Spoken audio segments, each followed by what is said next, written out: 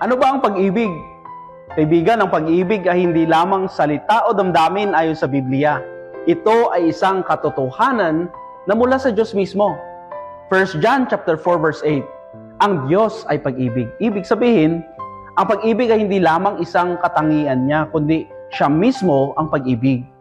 1 Corinthians chapter 13. Ang pag-ibig ay mahinahon, mabait, hindi naiinggit, hindi nagmamayabang, hindi mapangusga, hindi nag-iisip ng masama, at hindi sumusuko kahit na mahirap.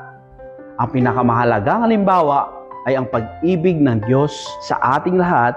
Binigay niya ang kanyang bugtong na anak para iligtas tayo. Tulad ng sinasabi sa John chapter 3 verse 16.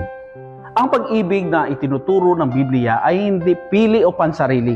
Ito'y nag-uudyok sa atin na mahalin hindi lamang ang mga taong mahal natin, kundi pati na rin ang mga kapwa nating nangangailangan. Ito ang pundasyon ng mabuting gawa at relasyon.